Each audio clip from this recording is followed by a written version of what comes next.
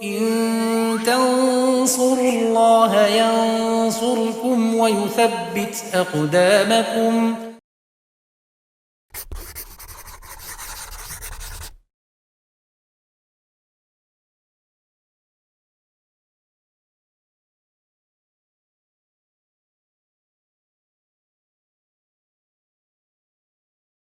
Bismillahirrahmanirrahim. Alhamdulillahirabbil alamin. Wassalatu wassalamu ala asyrafil anbiya'i wal mursalin wa ala alihi wa sahbihi wa man tabi'ahum bisanin ila yaumiddin, amma ba'd. Pemirsa Yufid Edu rahimani wa rahimakumullah, kita lanjutkan daras kita baca kitab Al-Muqaddimah Al-Hadramiyah karangan Asy-Syaikh Al-Alamah Abdullah bin Abdurrahman Fafadal rahimahullah taala. Masih di pembahasan salat berjamaah pada permasalahan bahwasanya sholat berjamaah dengan jumlah yang banyak itu lebih afdal daripada sholat berjamaah yang jumlahnya sedikit. Al-Musannif rahimahullah mengatakan, wa maka surat jama'atuhu afdalu illa idza kana imamuha hanafiyan, kecuali jika imamnya Hanafi. Di pertemuan sebelumnya sudah kita bahas. Au fasiqon, au fasikon, atau imamnya fasik. Jadi ini pengecualian.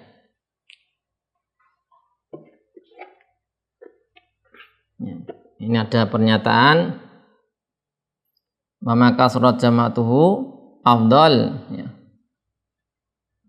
Maka surat jama'atuhu afdal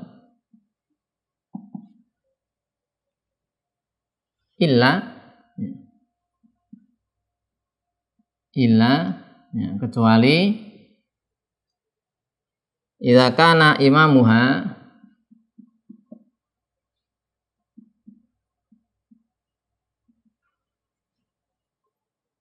Hanafiyan atau fasiqon atau fasik. Jadi misalnya jamaah yang banyak ini imamnya fasik, imam fasik pelaku dosa besar, dia peminum khamar, orang yang mencuri, berzina, atau orang yang melakukan dosa kecil saat terus menerus. Ini pengecualian. Pertama, imamnya Hanafi karena atau yang semisalnya, yaitu yang meyakini bahasanya rukun diyakini tidak rukun, atau imamnya mubtadi. Ini imamnya, idza kana imamuha hanafiyan au fasikon au mubtadi'an.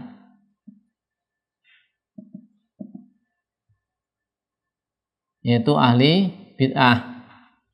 Ahli bid'ah ini adalah bid'ahnya yang tidak menyebabkan kekufuran. Kalau bid'ahnya menyebabkan kekufuran, jadi dia kafir, tidak boleh kemudian sholat di belakangnya karena sudah menjadi kafir. Au ila, atau kecuali juga yata'attalu masjidun qaribun,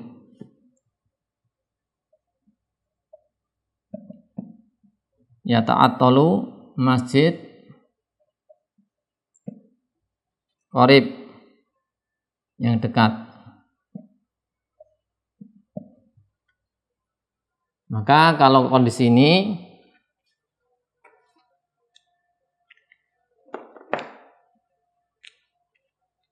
fal jama'atu al qalilatu afdal. Kalau kondisi ini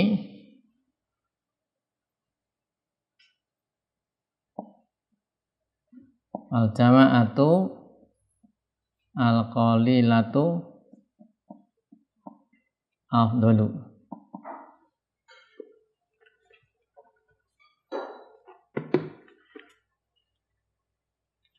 Jadi tadi yata'attalu masjid qarib, jadi menjadi kosong masjid yang dekat, menyebabkan kosong dari jamaah. Jadi misalnya ini masjid yang dekat ini jamaahnya sedikit, sana masjid jauh jamaahnya banyak, maka berdasarkan kaidah lebih afdal sholat yang di masjid yang banyak jamaahnya.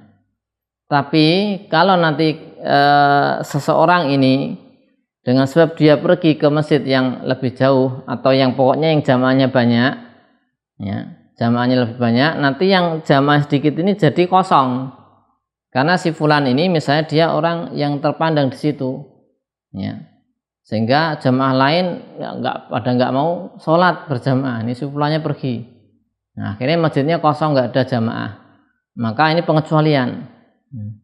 Maka kalau seperti ini yang afdal tetap sholat di masjid yang jamaahnya sedikit, ya. Karena nanti kalau pergi ke tempat lain, baik itu masjidnya yang dekat atau masjid jauh, pokoknya masjid yang jamaahnya banyak, kalau menuju situ kemudian yang masjid yang jamaah sedikit jadi kosong, nggak berjamaah, maka lebih baik dia sholat di masjid yang jamaahnya sedikit, menimbang tadi agar masjidnya tidak kosong. Jadi kenapa tadi yang jamaahnya banyak tapi imamnya fasik, kemudian jamaah sedikit imamnya enggak fasik, lebih afdal yang jamaah sedikit. Kenapa? Karena kalau sholat di belakang, ya, sholat di belakang orang-orang tadi yang fasik, kemudian imam yang fasik atau imamnya mubtadi' ahli bid'ah, ini dihukumi makruh, ya. Dihukum makruh karena ada perselisihan khilaf sah atau tidak, ya, sah atau tidak. Jadi kalau imamnya itu fasik mubtadi' itu dimakruhkan sholat di belakangnya.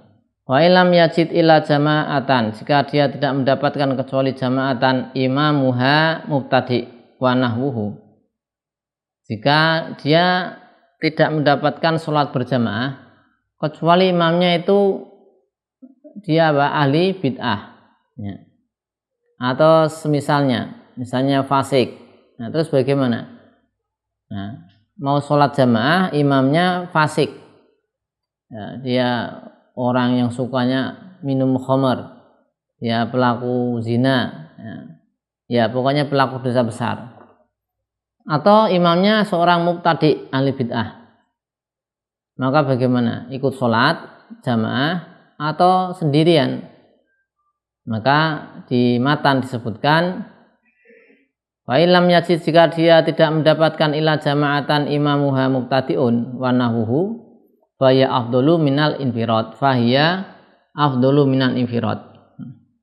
maka lebih afdal daripada infirad, yaitu munfarid. Wa ya afdalu minal infirad. Lebih baik mana? Kita sholat berjamaah imamnya fasik, imamnya ahli bid'ah, atau kita sholat sendiri saja? Kalau di matan, ya, di matan lebih baik sholatnya wa ya afdal minal infirad, ya, tetap lebih baik sholat berjamaah meskipun imamnya fasik daripada sholat sendiri, ya, daripada sholat sendiri. Dan ini afdal minal infirad, ya. Ini dipilih oleh Ar-Ramli mengikuti Subki dan yang lainnya.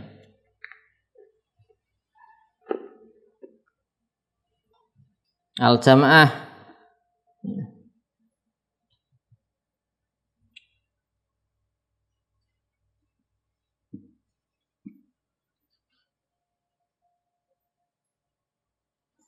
ya, alati yang imamuha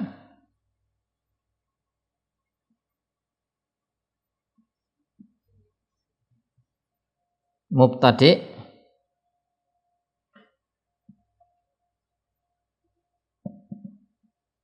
au nahwuhu afdalu, lebih afdal daripada infirad, minal infirad, ya. Ini menurut Ar-Ramli dan Subki, ya, ini menurut Ar-Ramli, ini menurut Ar-Ramli, Ra'mim dan As-Subki, mengikuti tabi'ah mengikuti Subki, tabaan mengikuti Subki. Nah, kalau menurut Ibnu Hajar ini beda. Maka al-infirad afdal. Ya, jadi munfarid lebih afdol. Kalau menurut Ibnu Hajar, kita tulis saja al-infirad afdol.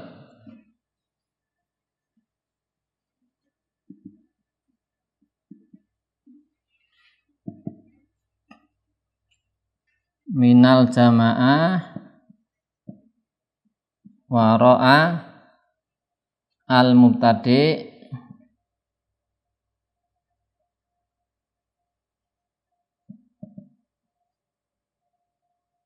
wa nahwihi. Al-infirad afdal minal jamaah wara'a al-mubtadi wa nahwihi menurut siapa? Ibnu Hajar. Menurut Ibnu Hajar. Ada khilaf.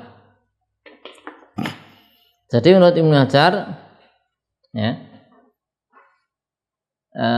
beliau mengatakan sholat di belakang orang fasik dan mubtadi itu makruh secara mutlak, ya. Makruh secara mutlak. Nah, di Syekh Mustafa Al-Ghum mengatakan sama dengan sholatnya munfarid atau sholat bersama jamaah yang imamnya adalah mubtadi atau fasik tadi. Alasannya karena pahala keutamaan jamaah tidak dapat keutamaan berjamaah kalau dia hukumnya makruh. Karena sholat di belakang imam yang fasik atau mubtadi ini hukumnya makruh. Kalau dia makruh sebab dari sisi jamaahnya, maka tidak dapat keutamaan berjamaah. Jadi sama saja sholat sendiri dengan sholat yang berjamaah di belakang imam yang fasik. Tapi kalau di Busra Al-Karim beliau mengatakan bahasa pendapat Ibnu Hajar malah afdal yang sendiri. Sebagaimana kita teruskan yang afdal sholat sendiri, kata Ibnu Hajar di Busra Al-Karim, menyatakan bahasanya kalau sholat berjamaah imamnya fasik atau mubtadi mendingan sholat sendiri, ya. Karena seperti itu. Tapi kalau saya Mustafa Al-Ghum mengatakan sama, ya, sama. Ya sama saja gitu. Nah, menurut Ar-Ramli mengikuti Subki tetap afdal berjamaah. Meskipun fasik tetap afdal, meskipun imamnya fasik tetap afdal apa? Berjamaah. Daripada sholat sendiri. Kemudian musannif membahas bagaimana didapatkan yaitu apa? Berjamaah.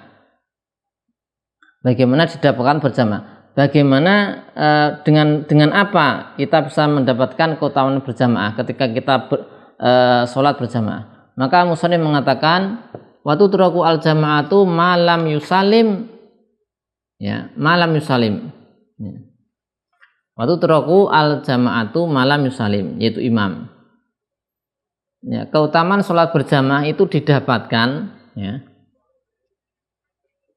dengan kita sebagai makmum itu mendapatkan sebagian dari sholatnya bersama imam, ya. Itu sebagiannya selama belum salam. Kalau keutamaan yang full, yang total semua jamaah, ya, maka ya, didapatkan dari awal, ya, dari awal itu keutamaan bisa sempurna. Tapi kalau hanya mendapatkan keutamaan jamaah, maka bisa didapatkan baik itu di awal atau di tengah atau di akhirnya. Nah, kemudian di sini disebutkan tidak mendapatkan keutamaan sholat berjamaah selama imam belum salam dan kita takbiratul ihram. Udah dapat itu. Belum salam. Jadi misalnya kita ada orang datang masbuk. Imamnya sudah duduk tasyahud akhir. Ini makmum datang, kemudian takbiratul ihram, Allahu Akbar, imam salam. Nah, kita belum sempat duduk masbuk tadi, dapat berjamaah enggak? Dapat. Tetap dapat keutamaan berjamaah. Hanya memang beda dengan keutamaan berjamaah sejak awal. Ya. Jadi tetap dapat. Padahal dia belum sempat duduk bersama imam. Dia. Tapi mendapati sholatnya imam hanya sebagian kecil, yaitu selama belum salam. Selama belum salam itu menurut Ar-Ramli selama belum memulai salam, ya. Ya, selama belum mulai salam. Tapi kalau sudah mulai salam sudah mengucapkan as-salah, nah itu sudah tidak bisa. Tapi menurut Ibnu Hajar, selama belum mengucapkan mim pada alaikum, menurut Ibnu Hajar.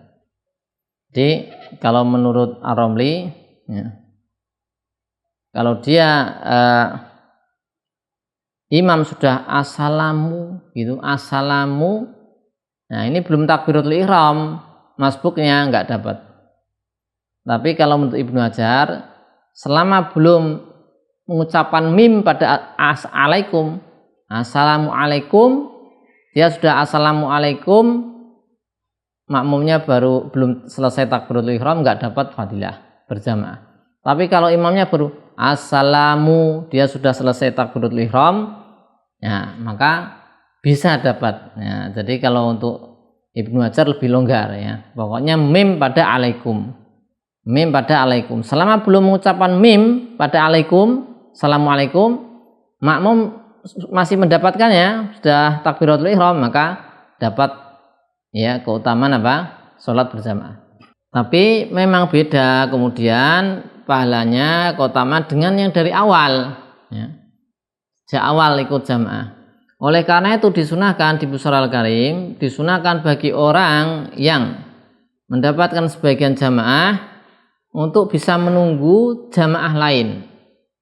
Menunggu apa? Jamaah lain yang ada harapan ada.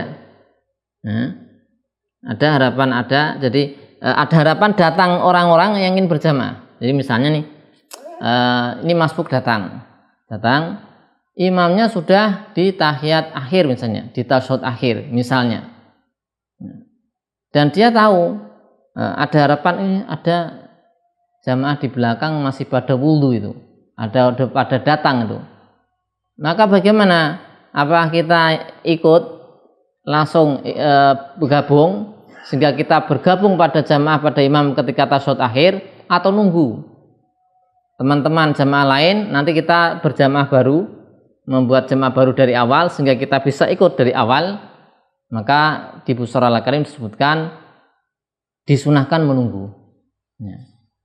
Ini kita, wah ini kalau kita ikut ya ini sudah tasyahud akhir, bisa dapat fadilah berjamaah bisa, tapi kurang kan. Nah itu di belakang masih ada teman-teman ingin sholat berjamaah.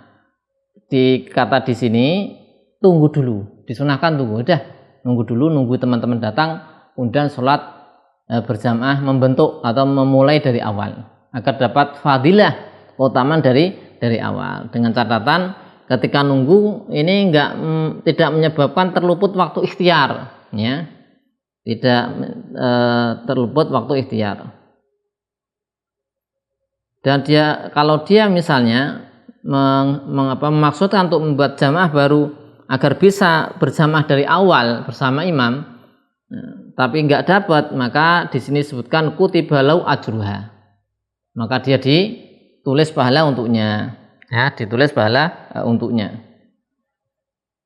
Maka waktu turaku al jamaatu malam yusallim, selama belum salam. Karena apa?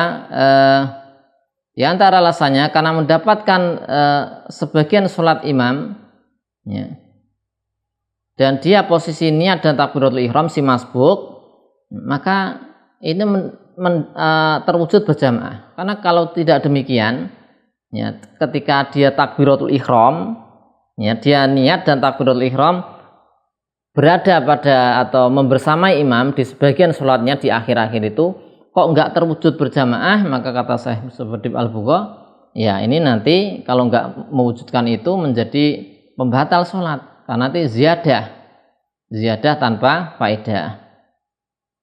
Ya, ini tentang kapan seseorang bisa mendapatkan keutamaan sholat berjamaah adalah apa? Selama imam belum salam, dia sudah takbiratul ihram. Allah alam shawab. Demikian yang bisa kita sampaikan. Ibarat selanjutnya akan kita baca di sesi berikutnya. Sallallahu alaihi wasallam Muhammadin wa ala alihi wasallam. Alhamdulillahirabbil alamin.